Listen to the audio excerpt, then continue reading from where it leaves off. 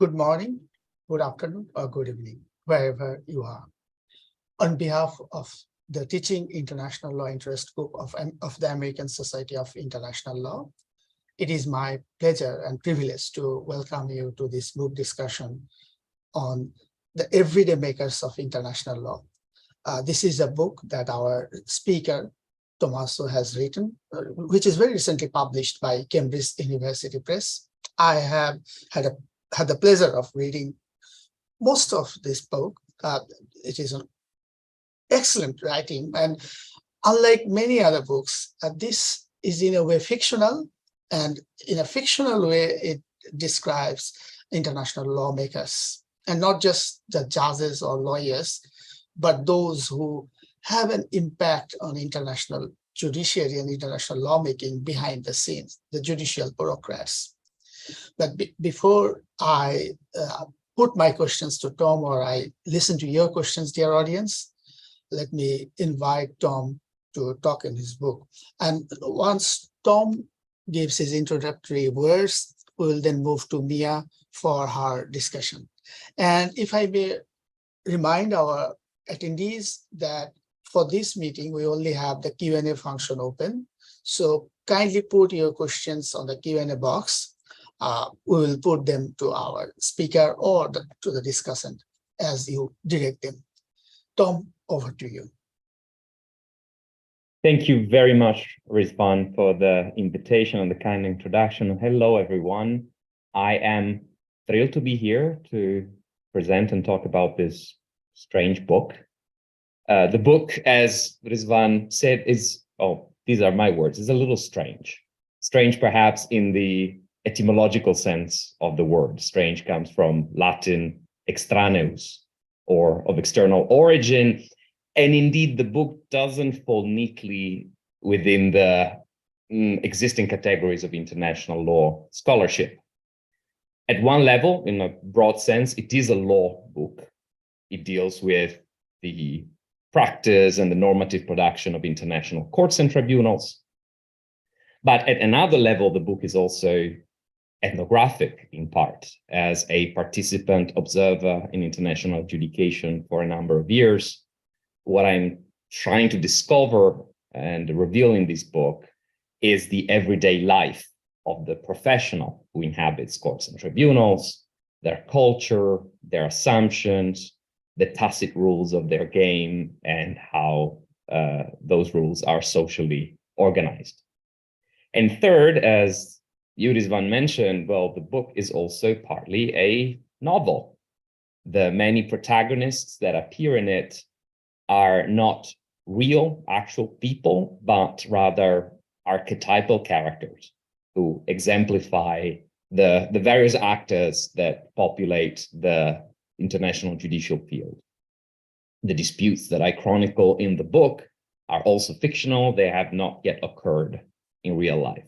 I'm saying yet because some of these, well, there are some disputes of that kind that are being filed these days, but let's say there's a work of fiction there too.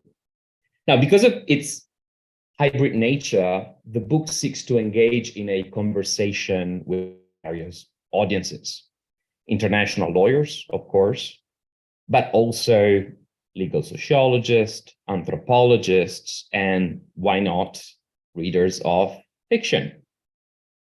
And that's why I'm so happy and grateful that Professor Halme-Tuomisaari has accepted to read the book and discuss it today. I think that Miia's work, which I have come to know, especially through her book, Human Rights in Action, is a stellar example of how anthropology can deploy it as a critical tool for the study of international law. So thank you for being here, Miia.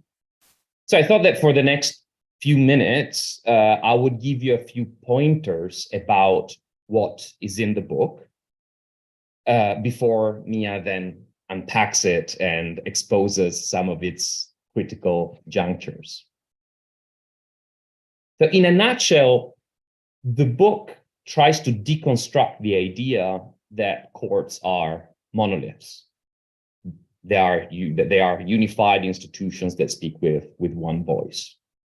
Instead, There exists an entire community of judicial professionals and experts who inhabit those institutions, who breathe life into their daily workings, and who incessantly shape the content of the decisions that then we invoke, interpret, apply, study, and teach in our disciplinary practice.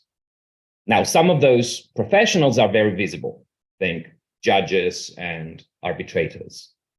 But many other actors are much less visible. Think private attorneys, clerks, registry and secretariat lawyers, technical experts, court reporters, you name it.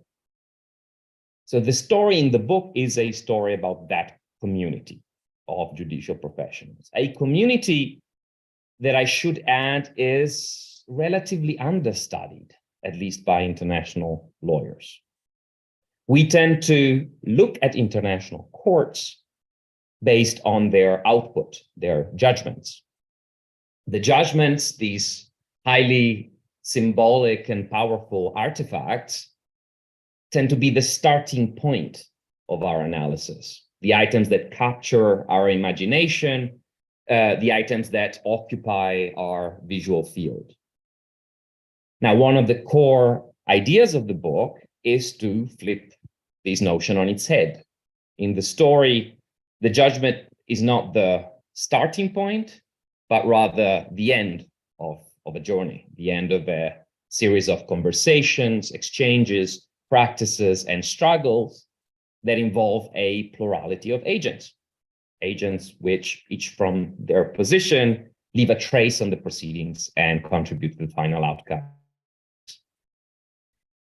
The core claim, if there is one, is that the ways in which those professionals interact, cooperate, clash every day is ultimately what makes international law, at least in the judicial sense. So it's not substantive rules, which have no inherent determinacy or life of their own. It's not grandiose ideals of justice or Machiavellian machinations. It's just everyday practices and the invisible frameworks in which they take place. So to illustrate this claim, the story imagines 5 international disputes in 5 international courts: the ICJ, the European and Inter-American Court of Human Rights, the WTO appellate body, which is now dead, but you know how long it takes to write a book, and an ideal typical investment tribunal. So in these 5 imagined settings, the story traces all the phases of the proceedings, from the moment the complainant decides to launch a dispute, sets up its legal team, to the final moment where the decision is issued by the court to the parties and the public. And at each step of the story, we meet a multitude of protagonists: zealous diplomats, ambitious attorneys, industrious bureaucrats, promising clerks, and of course, a fair number of judges and arbitrators. Everyone has a part to play in the plot, an agenda to pursue, a constellation of beliefs and idiosyncrasies. And as the plot unfolds, well, these various disparate threads grow increasingly interwoven, hopefully revealing a web of invisible ties that give international law its mysterious force. Without preempting the discussion, let me try to give you in 2 minutes what I try to convey, the contributions, the interventions that I try to make through the book. I can see 3. The first, and perhaps most superficial, well, is to shed a bit of light on the internal functioning of international courts. There are so many works out there that explore bits and pieces of the inner workings of courts, but there are few that comprehensively explore what happens in this underbelly, in this soft tissue of the international judiciary. So at this level, maybe the book could be of some use also for practitioners who might be interested in how the judicial sausage is made. But at a deeper level, what I had in mind, and I think this will come up in the discussion more squarely, is a certain way of visualizing, of rendering realities. I wanted to generate a certain imagination about them, to elicit certain reactions in the readers. By focusing on the everyday, on the mundane, on the micro level, I tried to convey this idea that courts are not structured and orderly places, as they are sometimes depicted even in social sciences.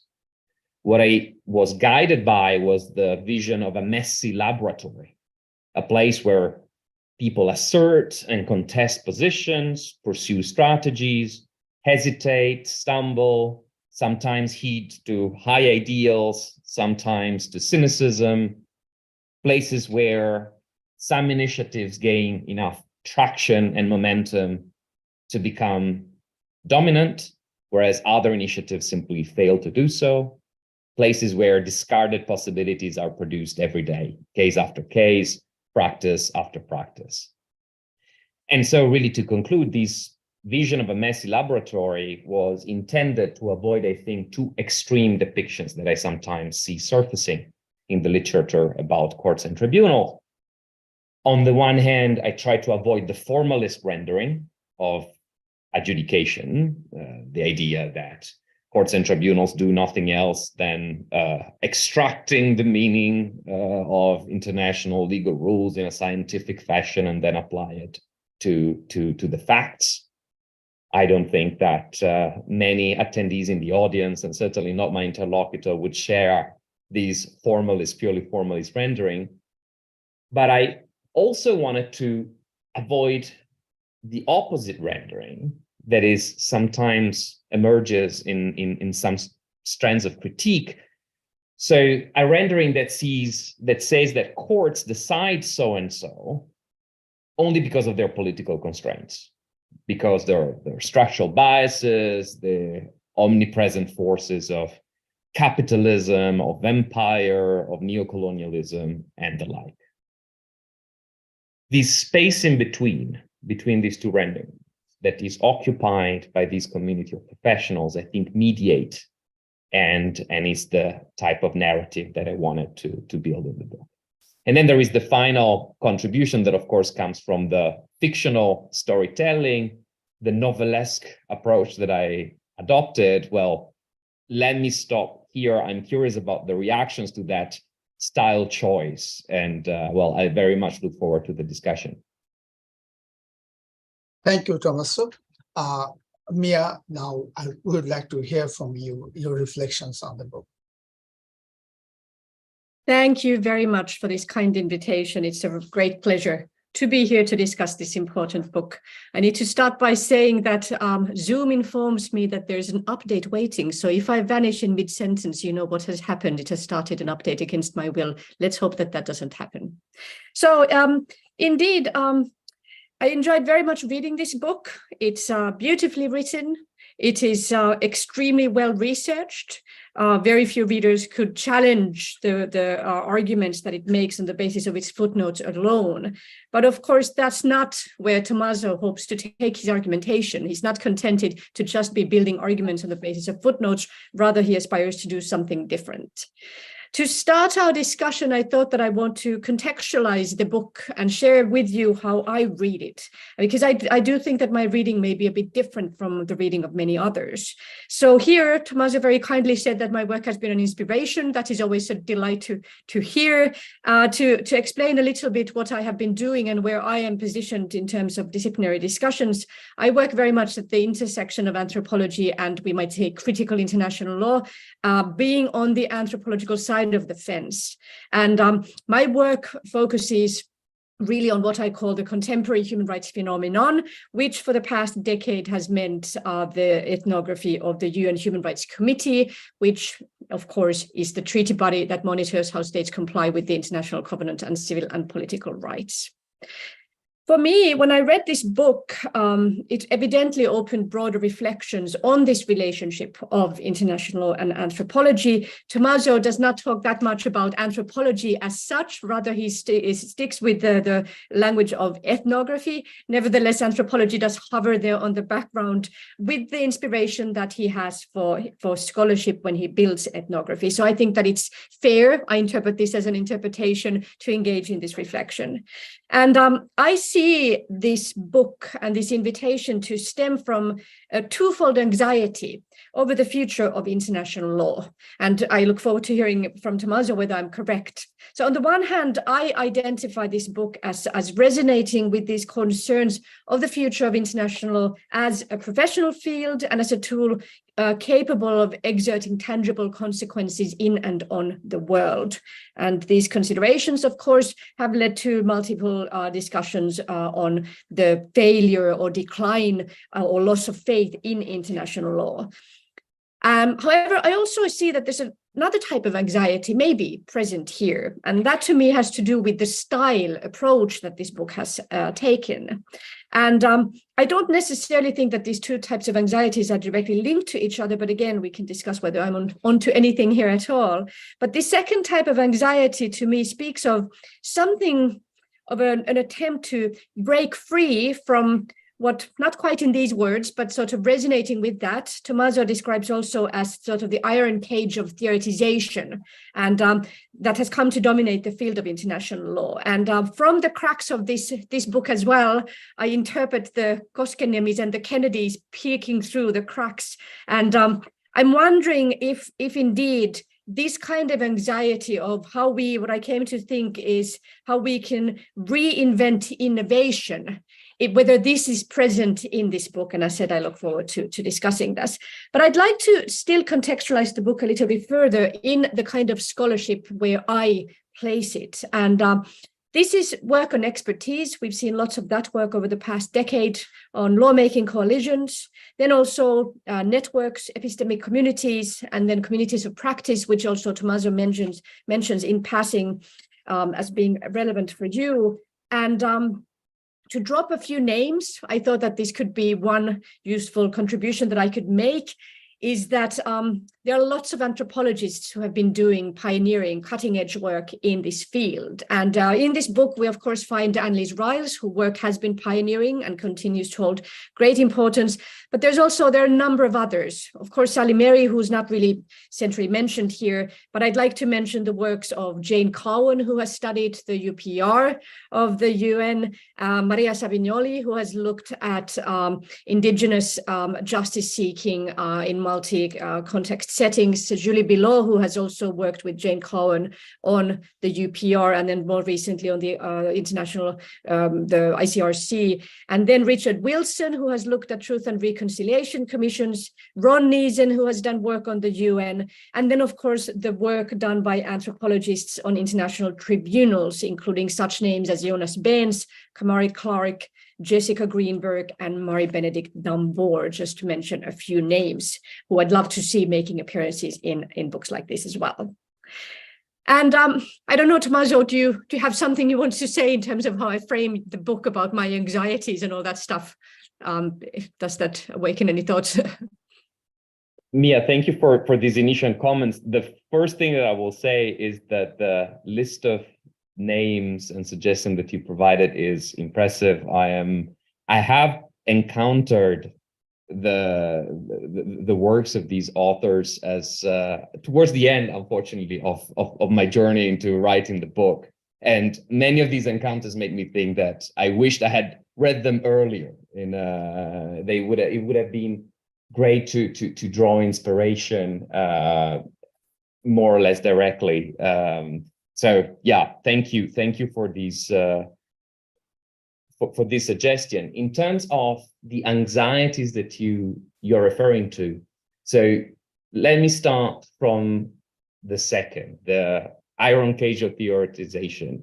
Absolutely, I think that we are at a juncture in the intellectual history of international law where we are struggling and are becoming disillusioned with the possibility of saying something meaningful about it. And I know that this will sound controversial to many. Like, I always felt myself a little lost when reading great pieces appearing in law reviews and saying, okay, so the methodological cage in which some of those otherwise great pieces fall can be constraining. So I do second that thought, and indeed, so the anxiety and also the push towards a turn to literature or turn to fiction, in a sense, is a response to that. I would add that we are at a moment, we still live, I think, in the decade of the empirical turn in international legal scholarship, as Greg Schaefer and Tom Ginsburg famously defined it. And I feel that sometimes finding a space inside the wave of scholarship that has been very empirically driven can be hard if one tries to push forward a different voice. But I'm sure that we can discuss this further later. When it comes to the tangible consequences of international law as a practice, well, that was maybe less of a concern as I was writing the book. What I was trying to do is to look at the internal properties of this community of professionals that very often follow their own internal rules of the game, relatively independent of external pressures and determinations. So there's an entire set of practices that I explored that set as exclusionary mechanism to keep external realities at bay. This community will thrive even professionally and probably also economically, even if the broader importance of international law in world affairs withers. I think that there are still job opportunities in that community that remain untapped. Thank you so much. I think this is really great. And you actually do mention about this notion of self-sustaining systems. And I would agree, based on the work that I've done at the UN Human Rights Committee, that indeed, when you are there at the core of things, you don't necessarily, to exaggerate a little bit, see really what's happening in the world around you, because the mechanisms and the practices are so overwhelming in terms of how much attention and work they require. So in that way, I would agree as well that, we don't necessarily see the big picture and the little picture at the same time. I want to add that by mentioning these works, I do not want to suggest that, this is a measuring stick of whether, you should have used all of these works or not. Rather, I find that this is something I have commented on before. To try and do interdisciplinary work is extraordinarily difficult for the simple reason that the volume of contributions today is so great in any debate. So even to try and stay on top of what's going on in one, not only discipline, but a sub-discipline, or even a fraction of a sub-discipline, that's a challenge. And I find myself struggling with that all the time. And that's one of the reasons why these kinds of opportunities to engage, and therefore you are by necessity pushed to expand your usual usual list of suspects when it comes to references. I think these are so refreshing. But I am extremely glad to hear that there's inspiration, because there's lots of really great work to be done. Okay, then maybe to move on, I have so many comments and so many themes I would love to discuss, and just in case we don't make it, I really want to say how much I enjoyed, but somehow chapters 10 and 12 are my favorites. So I really enjoy them, and I could talk about them alone. But what I think I would like to do is to move on to discuss this prison break, as it were. So this attempt to break free from the iron cage of theoretization, which in this context really has been embodied in not only your style of writing, but in your methodology. So you referred to this empirical turn, and I don't know if it's exaggerated to say that there has been something of an ethnographic turn, not only in international law, but in this area of work more generally from different disciplines. So ethnography has been enjoying something of a I don't know if it's a Renaissance moment or if it's just a first moment when we are celebrating this. In any event, I'd like to move on to discussing that a little bit, and I take the liberty of having a few quotes from your text here, because you are too modest to do it yourself. So here in the introduction on page 9, or the preface on page 9, you mention the point of the narrative is precisely to show that beneath the smooth surface of the law international judicial processes bubble with socio-professional struggles, clashing worldviews, unpredictable contingencies, and occasional humor. And I like this formulation very much, including humor, which we almost never see. And it is extremely important, almost like a glue that binds these communities together. And then later in the book, this would be from page 223, you mentioned the macro consequences of micro practices. So the question there becomes of, okay, so what kind of conclusions do these micro practices have? And the question that I would like to continue with is, what kind of theoretical relevance can we give to the observation of macro practices? Now, I want to quote you once more and then have an actual question here. And this is again from the preface from page 10. And here you introduce how you wrote the book. So indeed, there is this form of storytelling. You emphasize that there's an element of fiction, but you still do say that you have actually done ethnography, which I would agree. You have done ethnography, both in a very explicit and conscious way, and also in an unconscious way, almost by being a participant and an observer by having worked at the WTO. So you have this very unique insider-outsider perspective, which both has made your writing possible and impossible. So you both could not have written what you have written had you not been an insider, but because you were an insider, it also became impossible for you to write because of the problems of confidentiality and anonymity. So here you describe what the reader can do with this fictionalized narrative is that you have divided the book with different, there's an asterisk and a black circle, and you can then utilize these to navigate between different sections. And then you say something that for the anthropologist in me almost breaks my heart, which is this typographical device enables you to exercise a fundamental right of the reader, the right to skip pages. Now, upon reading this, I was thinking like, oh my gosh, you know, how could someone say that? And the reason why I say that is that for the anthropologist, everything, of course, is in the ethnography. So everything that is anything of any worth of containing any information is in the ethnography. And it would be inconceivable, I would argue, for an anthropologist to write something similar, to say, well, you know, the reader can, realizing that, of course, that happens at times. People are busy, so they may skim over the ethnographic sections, but you still somehow want to, you know, adhere to those sections because that's everything that there is. And I wanted to mention this to pave the way toward this consideration of how to break free and what's really happening here. So the question that I had is, what kind of theoretical value do you assign to these narrative sections, and to continue to play with this notion of what is hard and what is soft evidence? How do we know something?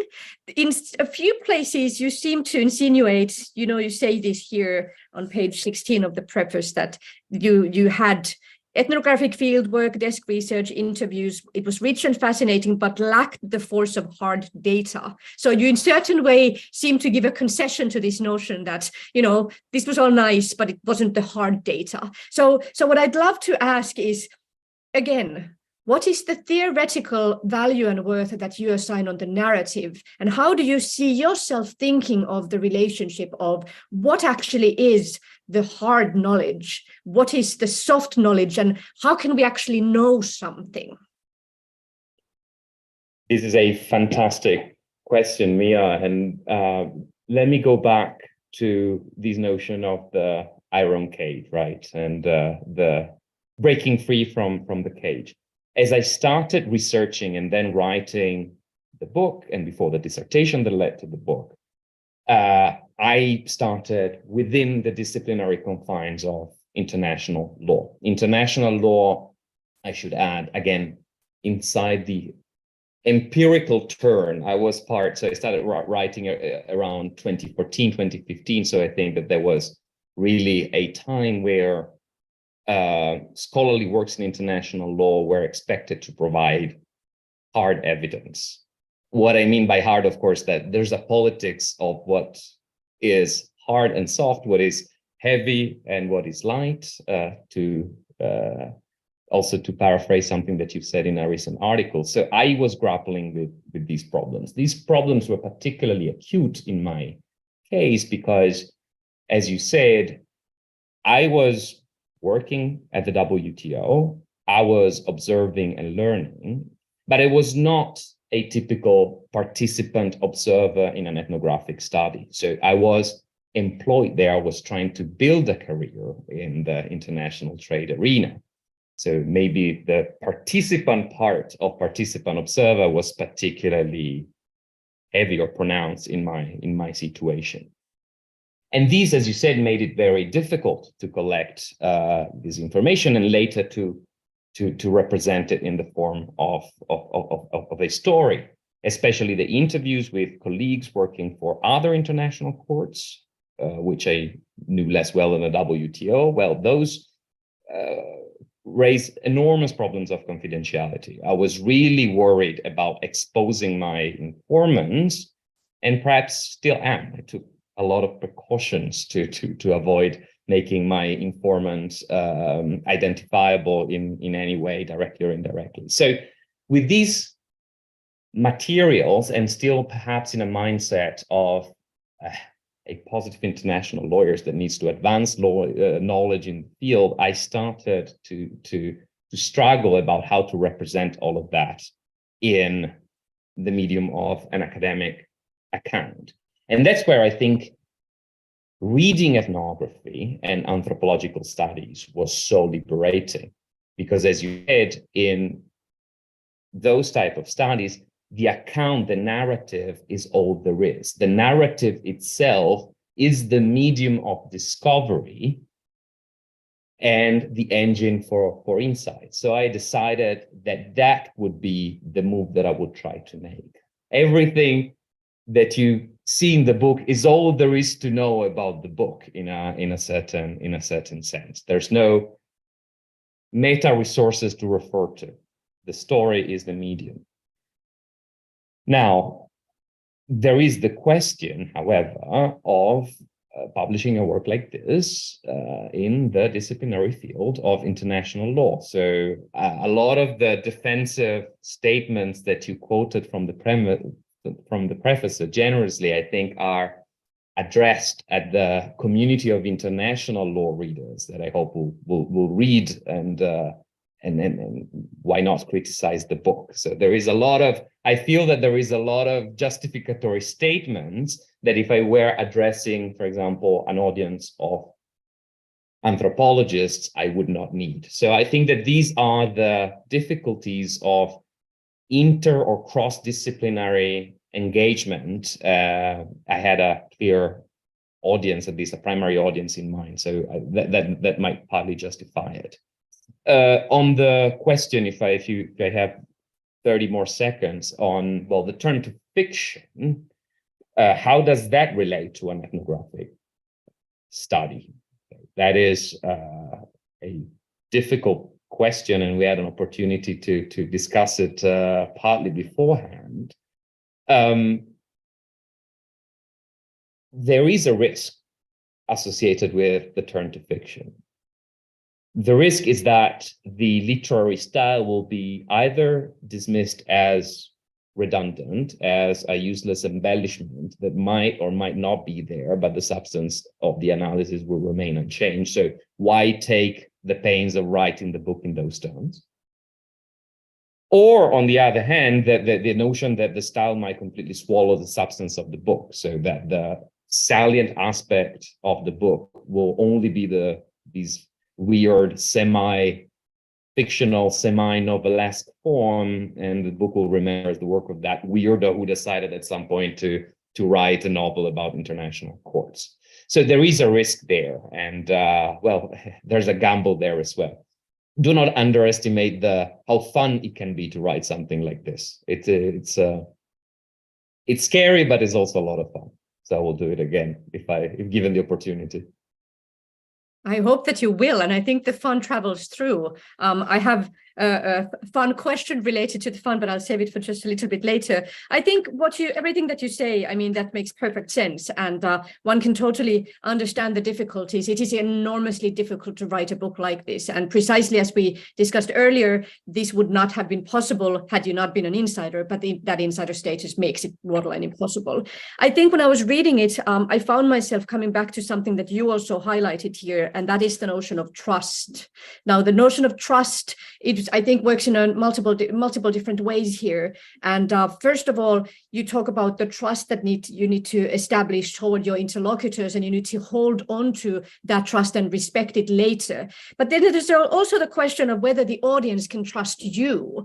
And I'm thinking, and this is of course the anthropologist in me speaking, that actually this notion of trust might be the final make it or break it element here. And we had a great visiting lecture yesterday at the Lund University's Human Rights Research Seminar, and we had Jonas Benz, whose name I already mentioned, who has a new book out called The Sentimental Court, which resonates wonderfully with many insights on this book. And there we also talked about this notion of how do you gain access, and then the negotiations for consent. And Jonas summarized how, I don't think it was his own thought, but that doesn't matter, how one guiding notion for anthropologists is that anthropologists are not spies.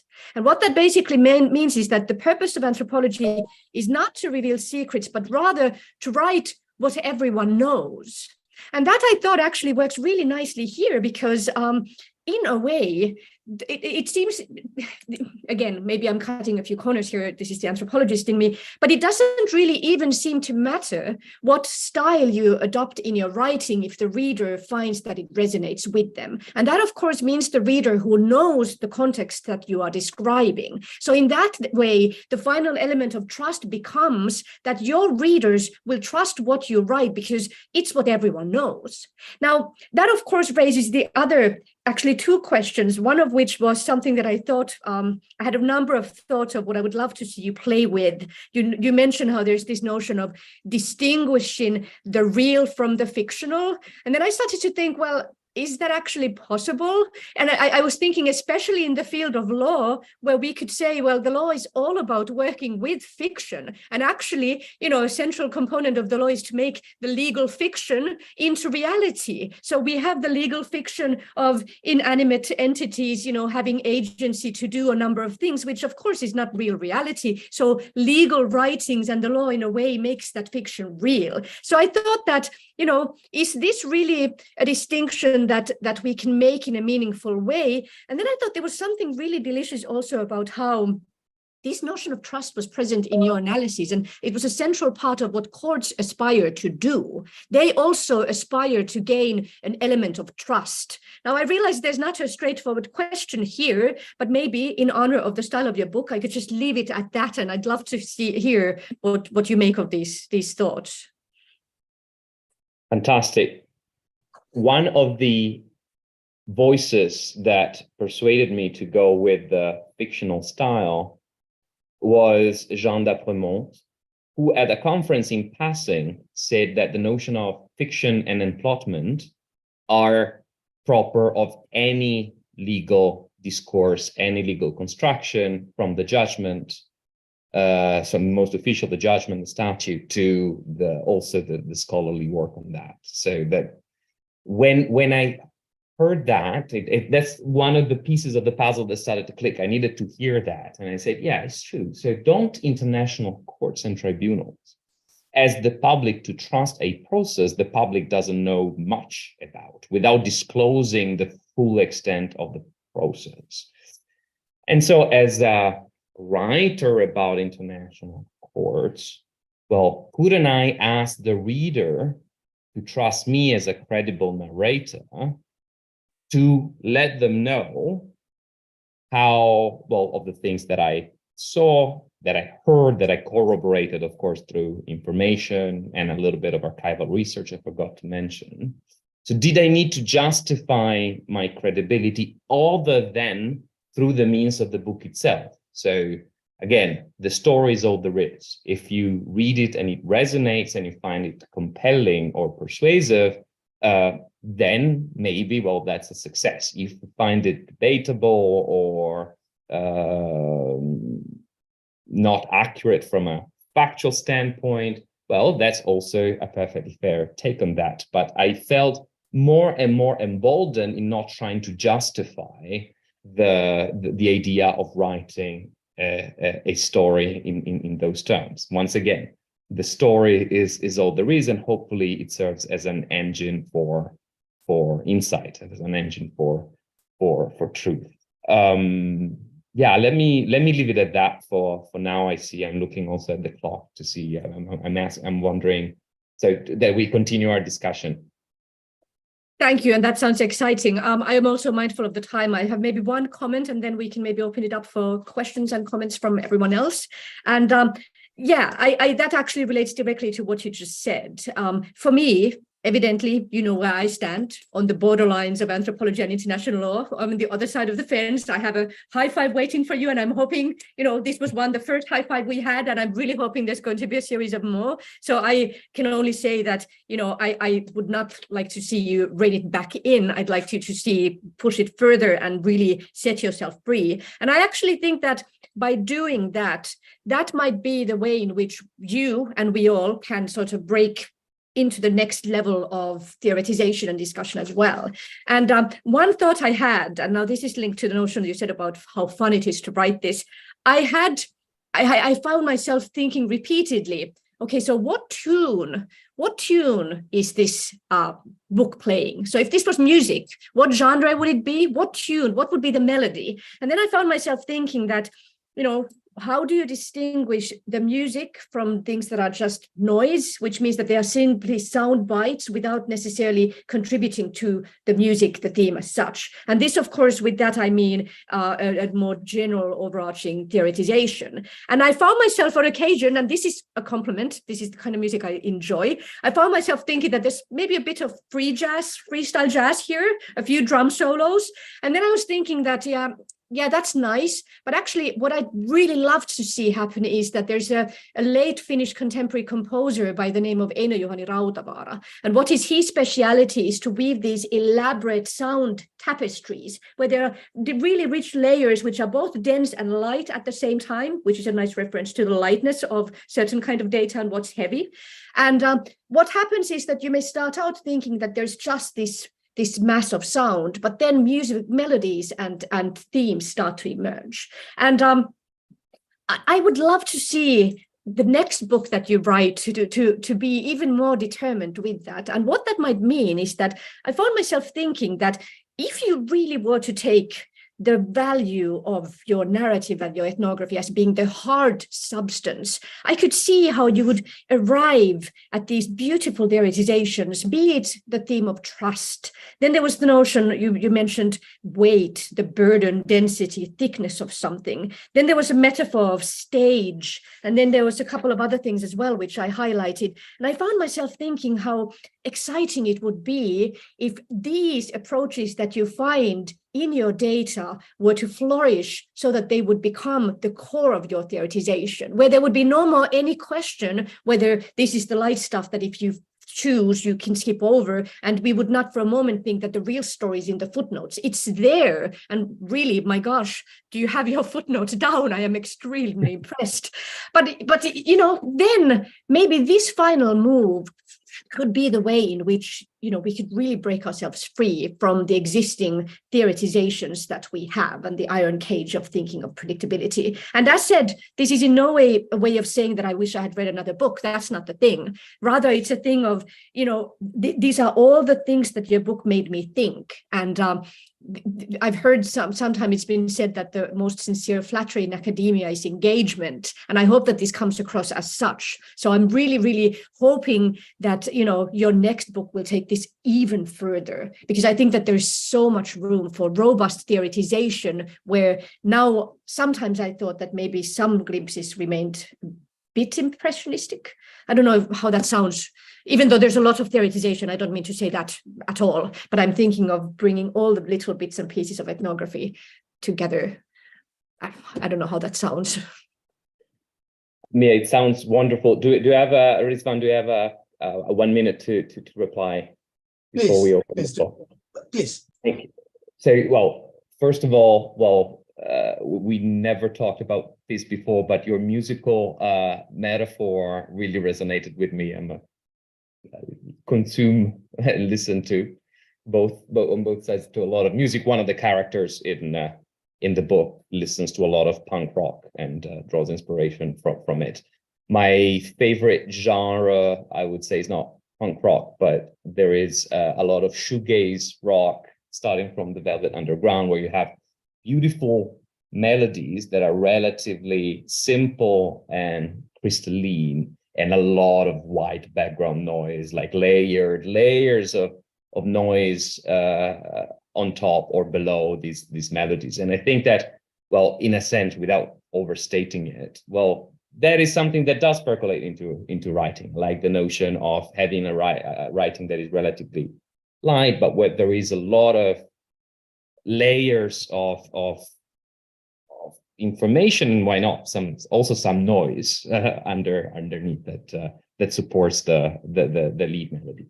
When it comes to images, you're absolutely right. So there are so many that populate the book. That is one of the rereading a little bit of it, also preparing for this discussion.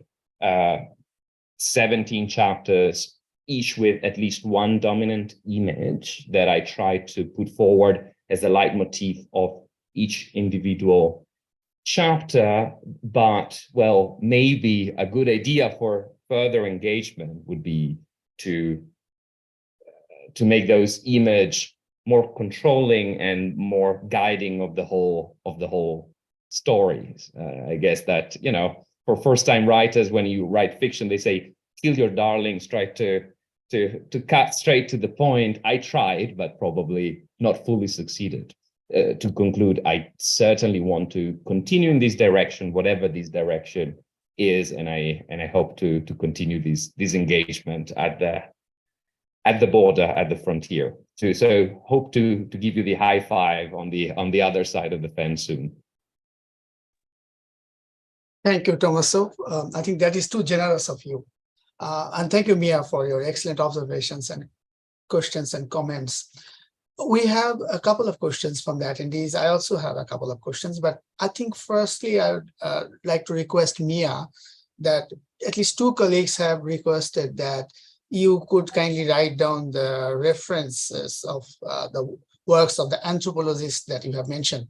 I thought maybe it would be better to use the chat box to give some of the references than just repeating it. So I would like to request you to consider doing that. And in the meantime, Tommaso, there is a question directed to you. That is a question from Kevin A. Clark. He writes, thanks for your presentation.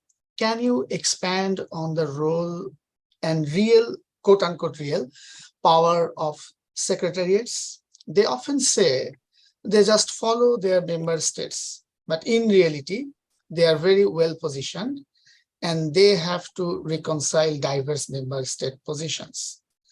And so would seem to have more influence than they get themselves credit for. Over to you. Thank you. Thank you for the question / comment, Kevin. The topic of secretariats, registries, but also clerks is indeed very central to my analysis, not only in the book, but in other research projects that I have. It's a little bit of my hobby horse to probe the role of secretariats and registries. I think you're absolutely right. The influence of registries and secretariats is fundamental and very often inadequately acknowledged by observers and the commentators. For a long time, there was a veil of secrecy surrounding these bureaucracies, at least so I think. In recent years, there have been quite a few works that have tried to pierce through that veil and reveal the role of registries and secretariats. Most recently, Joost Pavlin and Christoph Pelch have published both in the AGIL and the EGIL about the role of WTO secretariats. You have engagement from international arbitration practitioners, especially on the role of secretaries to arbitral tribunals. Other courts are less explored. I would say that the role of clerks at the ICJ is relatively underexplored. The role of the European Court of Human Rights Registry is relatively underexplored. But fortunately, there are things that are emerging in that direction, shedding light on that.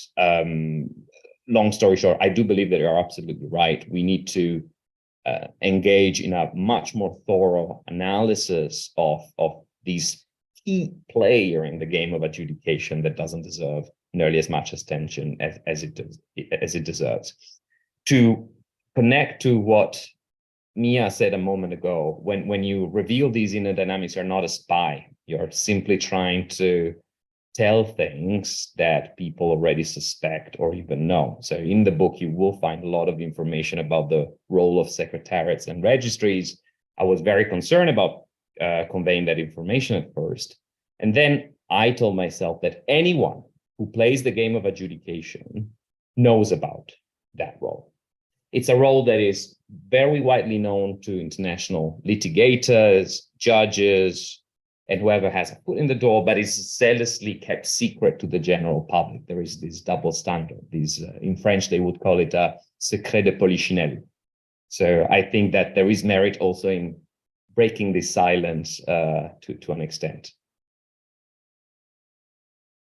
Thank you, Tommaso, for that answer.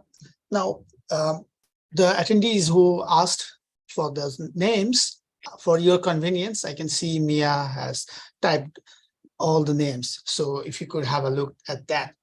Now, Tommaso, I know that you write fiction, at least in your own language. So I was wondering, as I read the book, that, well, of course, there is that question of confidentiality of your informants. And of course, you worked at the WTO Secretariat, so you had your own confidentiality obligations. But did the fictional Tommaso somehow influence your choice of the fictional veil in writing this book, or the approach that you took? Let's say there was no obligation or there is no concern about confidentiality of your informants. Would you still take this same approach? Excellent question. So first, just one word of clarification. So I was very careful not to breach my confidentiality duties. I think that there's a long work around that, but I even as a former employee of the WTO, I keep those duties to heart. For example, I would never ever have talked about what happened behind the doors in the deliberation room in specific disputes. I think that is not always only unethical, but also very dangerous. To preserve the confidentiality of judicial proceedings is a very important part of the process. When it comes to the general duties, the role of players in some of the unseen players in the process, I felt that fictionalization was also a nice way to let these players emerge and become more visible. And once again, this notion of the visible and the invisible is itself a choice. Foucault said that the role of the narrator is not to reveal secrets that nobody knows about, but rather to show things that are already there in plain sight on the surface of things. You just need your direction to be directed as those conspicuous things that you're not really looking at. You're seeing without actually seeing. And that's what I tried to do with the fictional style. So the fictional style tries to shed light and to give indicia about things that would otherwise remain at the margins of academic analysis. Would have I done it without confidentiality obligations? Perhaps I would have. I felt a lure to this form of writing, well, not only thanks to the encouragement of my early readers, my doctoral supervisor in particular, but also other people who had the kindness of reading drafts of the work, but also because I thought that fiction can be a powerful way of conveying certain types of critique. There's an entire branch of fictional writing that is branding itself fictocritical. So using a fictional tone and setting to convey certain truth about very real processes, institution, places, community, etc., etc. So I understand that there is a risk, as I write in the preface. Again, there is a risk that the book will be relegated to the curio shelf. Somebody will maybe read it someday and say, "Oh, what did this crazy guy try to do back in 2022?" But maybe, I don't know, there is a space for exploring the potential of storytelling in international legal scholarship that is still untapped or largely untapped. Thank you for that answer. Now, my last question would be on the relative dearth of scholarship on the role of judicial bureaucracy. We get a lot about the role of international judges, quite some, if not to the same extent, on the role of international lawyers, the practitioners. Why do you think is there such a dearth? We can understand that why the insiders do not write, but even academics haven't written that much. You have mentioned some of the works in your footnotes, but do you have any more thought on that? That why is this such an unexplored area? I think that the area is not so much unexplored as it is explored in very specific terms. So there are two types of focus that I see as dominant and that appear in great works. This is not a criticism of those works, but I'm trying to just situate them.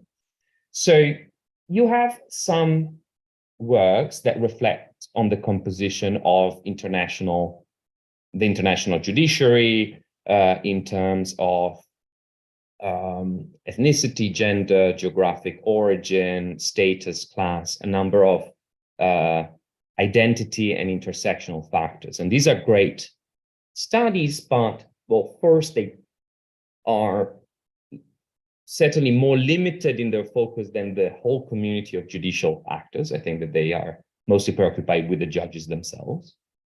And second, they suggest sometimes, not always, that, well, greater diversity on the bench would at some point translate into better outcomes at the international judicial level. While I do not take issue with that statement, I think that that's an important statement, an important direction towards which we should work. I think that there's so much stuff, for lack of a better word, happening around the judges, so many actors who intersect with them that do not get the same level of attention, that we need to broaden the scope to those other less visible actors and also see the collective modes of thinking of these communities of judicial professionals. No matter your, once again, gender, ethnicity, background, national origin, class, status, etc. Well, these things are important factors. But once you come into the international judicial community, once you get to The Hague, to Geneva, to San Jose, well, you're subject to a number of social professional pressures, of ways of seeing the world, ways of doing your job properly, that tend to, well, push towards uniformity. They tend to flatten the individual trajectories of actors. So what I don't see out there, unless I'm terribly wrong, is an account of how those kind of uniform rules of behavior and these centripetal forces and pressure come to be ingrained in the international judicial community, how they flatten those aspirations. So there is a lot of interesting literatures on international judicial professionals. I'm not quite sure that I entirely agree with them through the series of steps, analytical steps they undertake. I think that there's more work that needs to be done in that direction. Thank you, Tommaso, and thank you, Miia, and thank you to all the attendees. We would hold more of these type of events in July and beyond. We would like to have you there. Thank you. Have a good day. Thank you very much.